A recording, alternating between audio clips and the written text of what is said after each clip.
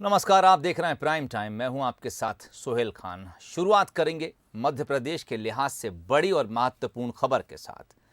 2023 के विधानसभा चुनाव से पहले एमपी में मेट्रो का काम तेज हो गया है। सीएम शिवराज ने भोपाल में मेट्रो स्टेशन का भूमि पूजन किया।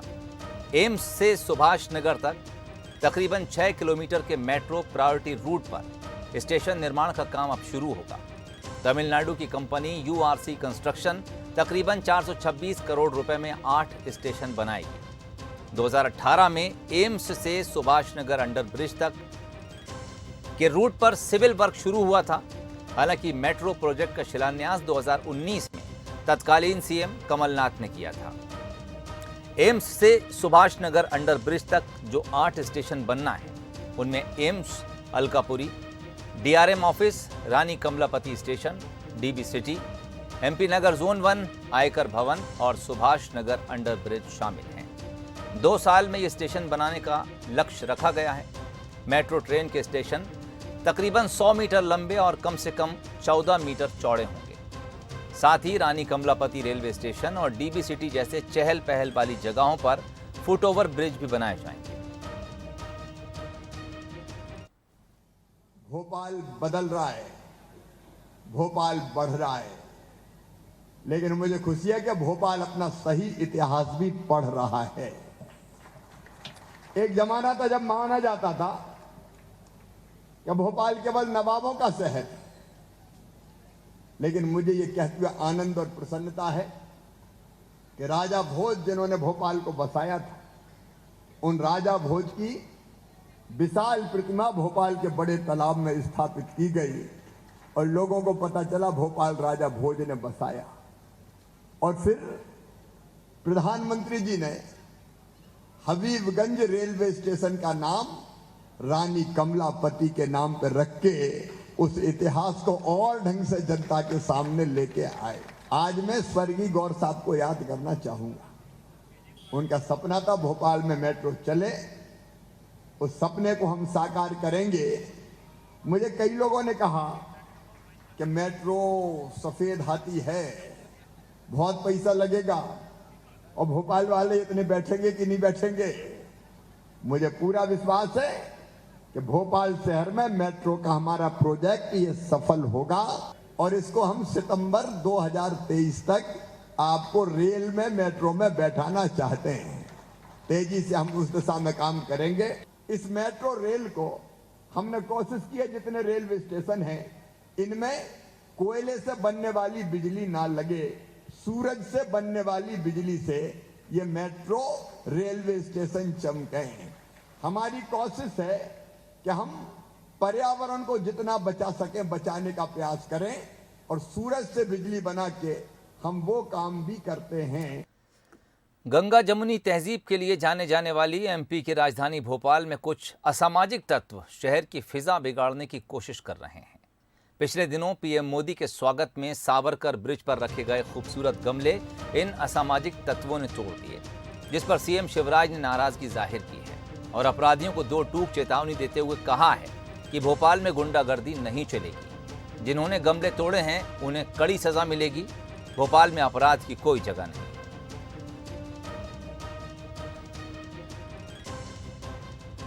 गमले तोड़ गए, मिट्टी फेंक गए, पेड़ ले गए। मैंने पुलिस प्रशासन को भी कहा कि ढूंढो ऐसे लोगों को कौन है। इस जिम्मेदार शहर में ऐसी हरकत करने वाले, बताओ इससे क्या बनने वाला है। हम जिम्मेदार नागरिक हैं, हमको जिम्मेदारी का परिचय देना चाहिए। बिगाड़ने में उजाड़ने में क्या लगता है। ऐसे लोगों को कड़ी सजा दूंगा। मैंने कहा कि देखो कौन है। अपराधियों की भोपाल में कोई जगह नहीं रहेगी। माफिया हो चाहे अपराधियों तबाह कर दे जाएंगे। ये साफ मेरा जिला प्रशासन को, पुलिस प्रशासन को साफ निर्देश है। सुरक्षित भोपाल, या माता बहन और बेटी सम्मान के साथ रात में भी घूम सके, सुंदर भोपाल, अच्छा भोपाल बनाना है। गड़बड़ करने वालों को छोड़ेंगे नहीं किसी भी कीमत पर। एमपी की शिवराज सरकार गौ संरक्षण के लिए काउ सेस यानी गौ टैक्स लगाने की तैयारी कर रही है। गौपालन एवं पशुधन संवर्धन बोर्ड की समीक्षा बैठक में सीएम ने खुद इसके संकेत दिए हैं। सीएम ने बैठक के दौरान अफसरों को गौग्रास के लिए टैक्स लगाने की योजना बनाने के निर्देश दिए। प्रदेश में अभी करीब 1300 गौशालाएं हैं, जिनमें 1,80,000 गायों को रखा गया है। सीएम शिवराज ने जबलपुर के गंगईवीर में गौवंश वन विहार की स्थापना करने के निर्देश दिए हैं। पशुपालन विभाग की 530 एकड़ जमीन पर 2000 गौवंश को रखा जा सकेगा। उन्होंने आगर मालवा के सालरिया गौ अभ्यारण्य को देश के आदर्श के रूप में विकसित करने के निर्देश भी दिए हैं। आपको बता दें कि प्रदेश में करीब 2200 गौशालाएं बनाई जाएंगी। इनके संचालन की जिम्मेदारी समाज सेवी संस्थाओं को सौंपी जाएगी।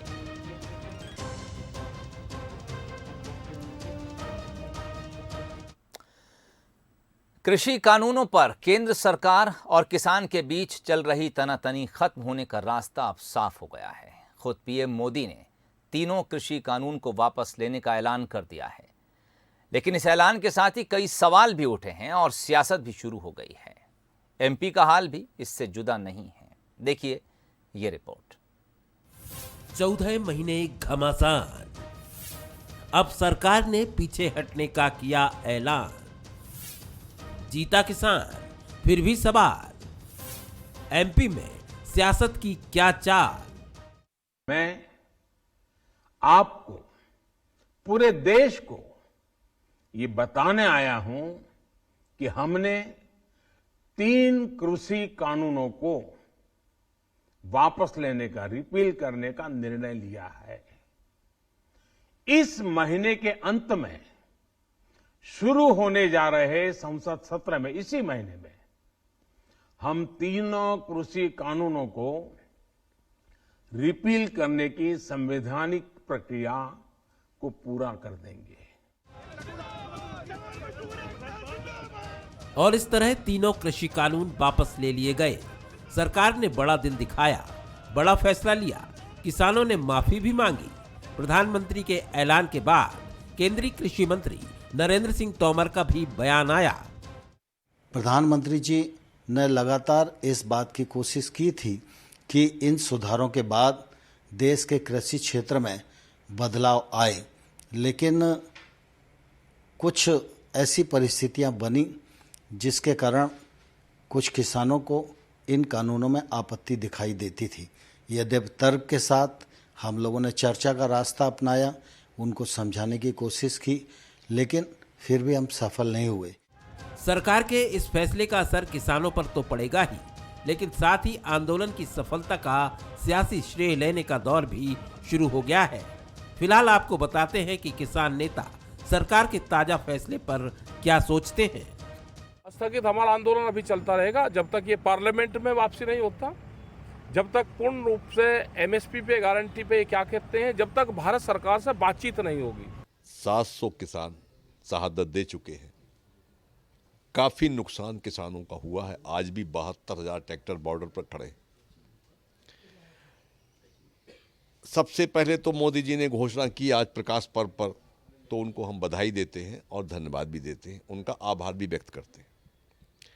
साथ में हम जैसे लोग जो राष्ट्रभक्त लोग हैं, उनको चिंता होती है कि दुनिया के सबसे बड़े लोकतंत्र के प्रधानमंत्री को 12 महीने बाद किसान की समस्या समझ में आई है। बयान से तो यही लगता है कि पिक्चर अभी बाकी है। हालांकि केंद्र सरकार ने बड़ा दिल जरूर दिखाया है, तभी तो सरकार के रोल बैक के फैसले पर विपक्ष भी सक्रिय हो गया है। कहीं क्रेडिट कोई और ना ले ले। एमपी कांग्रेस की तरफ से भी प्रतिक्रियाएं आई हैं। आज इस अवसर पर मैं बहुत ही प्रसन्नता के साथ ये बात कहना चाहता हूँ कि देश के किसानों ने एक बार फिर से जता दिया कि उनसे बिना पूछे तलाशे कोई भी अगर आप कानून लाएंगे तो किसान अपना हित समझता है, आप उन्हें मूर्ख नहीं बना सकते। मैं बहुत बधाई देता हूँ।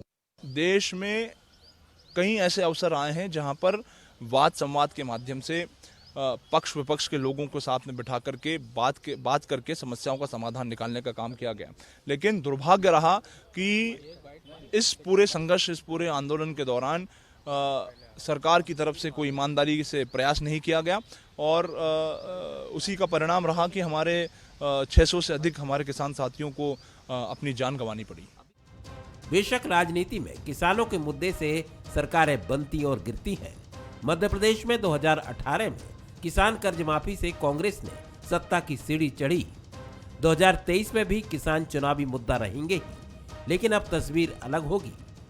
वैसे कहने वाले सरकार के फैसले को यूपी में होने वाले विधानसभा चुनाव और हाल ही में हुए उपचुनाव के नतीजों से भी जोड़कर देख रहे हैं। जो भी हो, सच यही है कि बिना किसान के साधे किसी भी दल को राजनीतिक सिद्धि नहीं मिलती। Bureau report, Bansal news. Modi सरकार ने तीनों कृषि कानूनों को वापस ले लिया है। भारत में तो इसकी चर्चा हो ही रही है, लेकिन वर्ल्ड मीडिया भी लगातार इस पर नजर रखे हुए है। अमेरिका, ब्रिटेन, कनाडा और पाकिस्तान की वेबसाइट्स और अखबार लगातार कृषि कानून पर नजर बनाए हुए हैं। भारत में जैसे ही मोदी ने राष्ट्र के नाम संदेश में कृषि कानूनों को वापस लेने का ऐलान किया, चंद मिनट बाद ही न्यूयॉर्क टाइम्स के वेबसाइट पर यह खबर फ्लैश हो गई। न्यूयॉर्क टाइम्स ने लिखा कि करीब 1 साल तक चले किसान आंदोलन के सामने पीएम मोदी को आखिर रुख बदलना पड़ा। वहीं CNN ने मोदी के भाषण को हूबहू पब्लिश किया। इसमें बताया कि सरकार ने इस फैसले का ऐलान एक अहम दिन किया। कनाडा के अखबार द ग्लोब एंड मेल ने लिखा कि पीएम मोदी ने एक बार फिर चौंका दिया।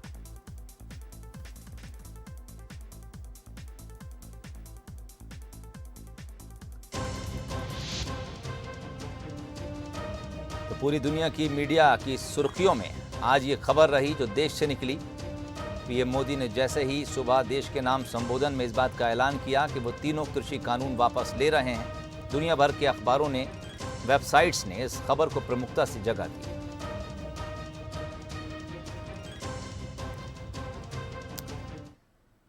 खबरें अभी और भी हैं, लेकिन एक बहुत छोटा सा ब्रेक।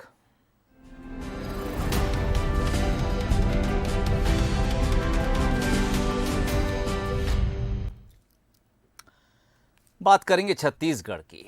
मुद्दा केंद्र से मिलने वाली राशि का हो या धान और किसान का, बीजेपी और कांग्रेस के बीच बयानबाजी होना आम बात है। अब जबकि पीएम ने तीनों कृषि कानून वापस लेने की घोषणा कर दी है, छत्तीसगढ़ में फिर नए सिरे से सियासी वार पलटवार शुरू हो गया है। देखिए इस रिपोर्ट के जरिए। हमने 3 कृषि कानूनों को वापस लेने का, रिपील करने का निर्णय लिया है। इसके साथ ही करीब 14 महीनों बाद केंद्र सरकार ने तीनों कृषि कानूनों को वापस ले लिया। केंद्र के इस कदम से आने वाले दिनों में किससे फायदा होगा और किससे नुकसान, ये चुनाव में साफ होगा। लेकिन कृषि कानूनों की वापसी से प्रदेश के किसान खुश नजर आए। किसानों ने केंद्र के फैसले का स्वागत किया। केंद्र सरकार ने तीनों कृषि कानूनों को वापस लेने की घोषणा की है। भारतीय किसान संघ इसका स्वागत करता है। किसान संगठनों को विश्वास में लिए बिना भविष्य में किसी भी प्रकार के कृषि संबंधी कानून ना बनाया जाए तथा किसानों को बीच में बिठाकर उनकी राय मशूरा लेकर ही कोई भी कृषि कानून भविष्य में बनाया जाए। वापस लेके घोषणा करी से हमार मन की जीत किसान मन के जो 11 महीना ले हमन लड़े हन, वो बहुत बड़े खुशी के बात है जो वापस लेवत है। यही बात ला जैसे संसद में पारित कर रही से वैसे संसद में वह पारित करना चाहिए। कृषि कानूनों की वापसी के ऐलान के साथ ही सियासत भी तेज हो गई है। सीएम बघेल ने केंद्र सरकार पर निशाना साधते हुए कहा, केंद्र सरकार के पास दूसरा कोई रास्ता भी नहीं बचा था, इसलिए कृषि कानूनों को वापस लिया गया। अभिमान से भरी हुई केंद्र सरकार कांग्रेस की कहां सुनती है। उधर प्रदेश बीजेपी ने इस फैसले का स्वागत किया। बीजेपी ने हर मुद्दे पर केंद्र सरकार की टांग खिंचाई करने वाली कांग्रेस सरकार पर पलटवार भी किया। केंद्र सरकार 3 काला कानून वापस ले एवं किसान के जीते और अभिमानी मन के हार। किसान मसीह बॉर्डर में हजारों के तादाद में एकत्रित हुए। साल भर से ऊपर आंदोलन चली, 600 से अधिक किसान के मृत्यु हो गए, लेकिन किसान मन अपमानित करे बड़े मन की चूनी हटे। कुछ लोगों की भावनाओं का आदर किया है और प्रधानमंत्री जी ने तो शुरू दिन से इस बात को कहा कि मैं चौकीदार हूँ, मैं सेवक हूँ, और जब तक के देश में आम सहमति नहीं होती है तो हम अहंकार के रूप में उसको नहीं करते। उसके लिए बहुत प्रयास किया, लेकिन कुछ लोग नहीं समझ पाए। उनकी भावनाओं को अभी ख्याल रखकर जो है इस कानून को वापस लिया। बीजेपी सांसद की दलील अपनी जगह है, लेकिन 5 राज्यों के विधानसभा चुनाव से पहले कृषि कानूनों की वापसी से सियासी फिजा में कई सवाल गूंजने लगे हैं। पहला, क्या सत्ताधारी दल बीजेपी ने अपनी सियासी मजबूरी के चलते ये फैसला लिया? क्या अगले चुनाव में कृषि कानूनों से बीजेपी का सत्ता का गणित बिगड़ रहा था, या फिर केंद्र सरकार किसानों के हित में कोई और बड़ा फैसला करने जा रही है? बहरहाल खेती किसानी से जुड़े कानूनों की वापसी पर सब अपने अपने तरीके से हार जीत के नतीजे निकाल रहे हैं, लेकिन इसका असली इम्पैक्ट अगले इलेक्शन में सामने आएगा, जिसमें साफ हो जाएगा कि किसके खेत में वोटों की फसल लहलहाई और कहां सूखा रहा। अभिषेक शुक्ल, बंसल न्यूज, रायपुर। चलिए अगली खबर भी छत्तीसगढ़ से है। आरएसएस प्रमुख मोहन भागवत मुंगेली में हो रहे 3 दिवसीय घोष प्रशिक्षण में शामिल हुए। आरएसएस का ये कार्यक्रम मदकू द्वीप पर आयोजित हो रहा है। यहाँ पहुंचकर उन्होंने सबसे पहले हरिहर आश्रम में भगवान गणेश की पूजा अर्चना की। इस दौरान मोहन भागवत ने मंदिर में शमी के पौधे भी लगाए। घोष कार्यक्रम में शामिल होने से पहले मोहन भागवत ने संघ पदाधिकारियों की एक बैठक ली। उसके बाद उन्होंने कार्यक्रम में पहुंचकर संबोधन दिया। संघ के पदाधिकारियों समेत बीजेपी नेता भी मौजूद रहे। इस कार्यक्रम में 119 गांव से आए ग्रामीण भी शामिल हुए। आखिर गुणों का विकास कैसे होता है? अपने आप को पहचानो, हम कौन है? हम उस सत्य को जानने वाले ऋषियों के वंशज हैं। हम संपूर्ण दुनिया को अपना कुटुंब मानने वाले लोग हैं। हमको सारी दुनिया को उस सत्य को देना है अपने व्यवहार से। हम फिर से देश विदेश जाएंगे, सारी दुनिया में जाएंगे, और तब तक अगर विज्ञान कहता है कि हम चंद्रमा पर जाएंगे, मंगल पर जाएंगे, तो उनके पीछे पीछे हम वहां भी जाएंगे। और सबका खोया हुआ व्यवहार का संतुलन वापस देने वाला धर्म नहीं है। छत्तीसगढ़ में विधानसभा चुनाव को अभी 2 साल बाकी हैं, लेकिन पार्टियों ने चुनावी तैयारियां अभी से शुरू कर दी हैं। इसी कड़ी में कांग्रेस ने रायपुर में पंचायत राज का सम्मेलन किया। मकसद था संगठन को मजबूत करना। इस दौरान सीएम भूपेश बघेल सहित मंत्रिमंडल के कई सदस्य इस सम्मेलन में शामिल हुए और सरकार की उपलब्धियां गिनाई। खरीदी के बाद हो, चाहे गौठान निर्माण के बाद हो, चाहे रूरल इंडस्ट्रियल पार्क बनाने के बाद हो, वर्मी कंपोस्ट बनाने के बाद हो, ये सब काम हम करें। लघु पर खरीदे से लेके 6,000 रुपया भूमि मजदूर मतलब निर्णय लेने के बाद हो, चाहे कोरोना काल में जेकर माता पिता के देहांत हो गए, मातारी दुलार योजना लागू करने के बाद हो, बहुत बड़ी योजना हम शहरी क्षेत्र में, ग्रामीण क्षेत्र में लागू करेला बताओ, बहुत लंबा, लेकिन क्रियान्वयन करे काम हम निचला पायदान में हमारे साथी में सब करें। वित्तीय अधिकार में सरपंच जी के जैसे दस्तखत होते हैं। कोई कारण नहीं है कि अगर नगर पालिका अध्यक्ष दस्तखत कर सकते हैं तो जनपद के अध्यक्षों का दस्तखत नहीं होना चाहिए, उनको ये अधिकार मिलना चाहिए। इसी तरह से जिला पंचायत स्तर पे मेयर डायरेक्ट चेक में दस्तखत शायद ना करते हो, हम लोग नगर पालिका में थे तब करते थे, लेकिन नगर निगम में अगर मेयर दस्तखत नहीं करते होंगे तो निश्चित रूप से फाइल में वित्तीय अनुमति के बिना पेमेंट नहीं होता होगा, तो वो जिला पंचायत के अध्यक्षों को अधिकार मिलना चाहिए। खबर आंध्र प्रदेश से है। 15 नवंबर को एपी में हुए नगर निगम चुनाव में वाईएसआरसीपी ने नवगठित नगर निकाय के 25 में से 19 वार्डों में जीत हासिल की। ऐसे में अपनी पार्टी की हार से निराश तेलुगु देशम पार्टी के अध्यक्ष एन चंद्रबाबू नायडू भावुक हो गए। रूंधी आवाज में सदन में एन चंद्रबाबू नायडू ने कहा कि सत्तारूढ़ वाईएसआर कांग्रेस के सदस्यों के उन पर किए जा रहे अपशब्दों से वो आहत हैं। नायडू काफी भावुक होते हुए बोले, पिछले 2.5 साल से मैं अपमान सह रहा हूं, लेकिन शांत रहा। आज उन्होंने मेरी पत्नी को भी निशाना बनाया। मैं हमेशा सम्मान के साथ रहा, मैं इसे और नहीं सह सकता। इसके बाद उन्होंने अपने कक्ष में अपनी पार्टी के विधायकों के साथ बैठक की, जहां वो फूट फूट कर रोने लगे। नायडू ने कहा कि इस घटना के बाद मैं इस सभा में शामिल नहीं होऊंगा। मैं अब दोबारा मुख्यमंत्री बनने के बाद ही सदन में लौटूंगा।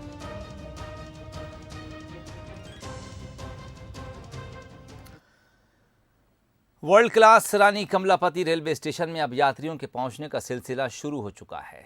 जो भी स्टेशन पर आता है वो कॉनकॉर में आना नहीं भूलता। यहाँ बच्चों से लेकर युवा तक सेल्फी लेते नजर आ रहे हैं। बच्चों के खेलने का भी यहाँ खास इंतजाम किया गया है। जायजा लिया हमारे विशेष संवाददाता मनोज सैनी ने। यह है भोपाल का वर्ल्ड क्लास स्टेशन रानी कमलापति। कभी आपने सोचा था कि इस तरह भी चीज़ें होंगी? अब प्रधानमंत्री नरेंद्र मोदी उद्घाटन कर चुके हैं, लेकिन आप देखिए सेल्फी निकाल रहे हैं लोग। आज भी एक हर एक आदमी के पास कैमरा है और लोग यहाँ आकर पहुँच रहे हैं, सेल्फी निकाल रहे हैं। पर इस तरह की गाड़ियाँ भी यहाँ चल रही है जिसमें बैठकर यात्री आनंद ले रहे हैं। क्या देखा आपने? बताइए। Mickey mouse. हाँ। कैसा लग रहा है स्टेशन? बहुत बढ़िया, बहुत शानदार लग रहा है। ऐसा लग रहा है स्वर्ग में आ गए हो। स्वर्ग लग रहा है। बहुत अच्छा। तीन राउंड, 2 राउंड तो याद है हमको। 2 राउंड है ना? 2 राउंड तो लगे। कैसा लगा बेटा? बहुत अच्छा लगा। क्या अच्छा लगा? मिक्की माउस पूरा स्टेशन क्लीन है, सबसे ज़्यादा तो ये अच्छा लगा। ये समझ आ रहा है कि नीट एंड क्लीन होना चाहिए। होना चाहिए, क्यों नहीं होना चाहिए। कितना पैसा लगा इसमें? अभी 100 रुपये, हम तीनों के 100 रुपये। तो आप देखिए कि यदि आप जा कहाँ रही हैं आप? हम अभी भोपाल मतलब अभी शाहपुरा जा रहे हैं। आए हम लोग भुसावल से आए हैं। अच्छा, आप आए हैं तो यहाँ रुक गए और घूमने लगे? हाँ, थोड़ी देर हमने कहा, नाम सुना था, न्यूज़ वगैरह में भी आया था, तो हमने कहा चलो देखते हैं कैसा क्या है। अच्छा लगा, बहुत अच्छा लगा। चलिए, तो यहाँ पहुँचे थे, स्टेशन से यहाँ पहुँचे तो पहले तो जिस ट्रेन से आए भुसावल से, फिर यहाँ आए और उसके बाद इसका आनंद भी ले लिया। बच्चे भी खुश हैं और सभी खुश हैं। लेकिन बहुत सारे लोग हैं, चीज़ें आप देखिए कि यहाँ खिलौने के लिए बच्चे जो पहुँचते हैं उनके लिए मिक्की माउस और तमाम तरह की चीज़ें यहाँ दिखाई दे रही है। तो एकदम बदल गया स्टेशन का। शायद कभी ये सपना किसी का नहीं रहा होगा कि हम ऐसे वर्ल्ड क्लास स्टेशन पर होंगे जहाँ मनोरंजन के साधन भी उपलब्ध होंगे, यात्रा भी हो जाएगी, सुगम यात्रा के साथ सब कुछ देखने को मिलेगा। और आप देखिए कि अभी भी आप जहाँ भी मेरे पीछे एक परिवार दिखाई दे रहा है, वो भी अपनी सेल्फी ले रहा है। और यहाँ जो लोग बैठे हुए, चलिए 1-2 लोगों से और हम बात करते हैं कुछ कि कैसा लग रहा है यहाँ। ये तमाम लोग हैं, लेकिन बड़ी बात यह है कि अपने से ज़्यादा लोग यहाँ सेल्फी निकालते दिख रहे हैं। आप लोग सब सेल्फी लेते हुए नज़र आ रहे हैं? नहीं, मैं सेल्फी नहीं, वीडियो देख रही थी। स्टेशन कैसा लगा? बहुत सुंदर बना है। कहाँ जा रहे हैं? हम लोग पिपरिया जा रहे हैं। ऐसा कोई स्टेशन पहले कहीं देखा? नहीं देखा। कहाँ जा रहे हो? पिपरिया। ट्रेन में बैठे? हाँ, ये वाली ट्रेन। बच्चों वाली ट्रेन में बैठे? हाँ। कैसा लगा उसमें? बहुत अच्छा। कितने राउंड लगाए? 2। तो चलिए, छोटे छोटे बच्चे हैं और तमाम लोग यहाँ पहुँच रहे हैं। जिसको जहाँ जाना अपने गंतव्य तक वो यहाँ पहुँच रहा है। लेकिन जब यहाँ आता है तो बच्चों की जो ट्रेन चल रही छोटी सी, उसमें बैठना भी नहीं भूलते हैं, क्योंकि साथ में बच्चे होते हैं। यानी आप यदि इस वर्ल्ड क्लास स्टेशन पर पहुँचेंगे तो आपको यात्रा तो सुगम होगी, यहाँ बैठने का आनंद भी मिलेगा क्योंकि कॉनकोर है। पर बड़ी बात यह है कि बच्चों के साथ अभी आ रहे हैं तो उनका मनोरंजन भी हो जाएगा। आशीष खरे के साथ मनोज सैनी, बंसलू, भोपाल। चलिए, इस रिपोर्ट के साथ ही प्राइम टाइम बुलेटिन में फिलहाल इतना ही। तमाम अपडेट्स के लिए जुड़े रहिए बंसल न्यूज़ के साथ। मुझे इजाज़त दीजिए। नमस्कार।